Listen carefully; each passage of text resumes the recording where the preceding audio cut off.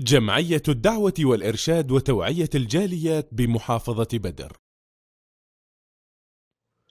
আসসালামু আলাইকুম ওয়া রাহমাতুল্লাহ। আমাদের এক ভাই প্রশ্ন করেছেন, রমজান মাস আসতেছে, তাই রোজার একটি মাসলা নিয়ে। সম্মানিত ভাই, মুসলিম জাতির জন্য সারা বৎসরই রোজা রয়েছে, শুধু রমজানের অপেক্ষা কেন করবেন? রাসূল সাল্লাল্লাহু আলাইহি ওয়াসাল্লাম বলেছেন, মান সামা ইয়াওমান ফি সাবিলিল্লাহ বা'আদাল্লাহু ওয়াজহাহু আনিন নারি সাবিনা খরিফা।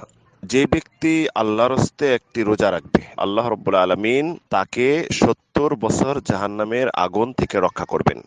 আমরা শুধু রমজান মাসের অপেক্ষা করব না।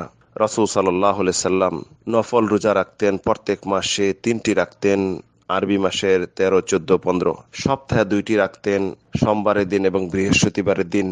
একজন মুসলিমের উচিত রমজান মাস অপেক্ষা না করে এই রোজার যে কত ফজিলত, কত সোয়াব। এক সাহাবী রাসূলকে বলেন, ইয়া রাসূলুল্লাহ, আমাকে উপদেশ দিন, একটা ভালো কাজের কথা বলুন। তখন রাসূল সাল্লাল্লাহু বললেন, তুমি রোজা রাখবে।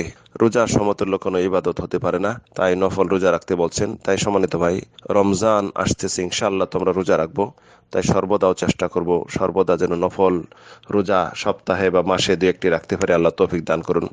যে আপনি প্রশ্নে জিজ্ঞাসা করছেন সেটি হলো যে থুতু বা লালা মুখের, এটি যদি কেউ গিলে ফেলে রোজা ভেঙে যাবে কিনা বলে। সম্মানিত ভাই, জেনে রাখুন, শরীরের ভিতরের যে জিনিস ওই ভিতরেই থাকবে।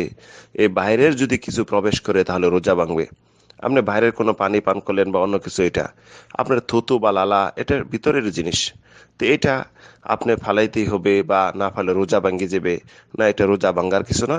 কারণ বাহির থেকে তো আপনি গেল না, এটা শরীরের ভিতরেই, মুখের লালা থুতু, এটা জন্য রোজা ভাঙবে না। আরেকটি যেটা হলো, কাশের সময় মোটা করে ঘন করে যেটা কাশ বের হয়, ওই সময় ফেলাই দেওয়ার চেষ্টা করবেন। এই থুতুর জন্য কোনো রোজার সমস্যা নেই।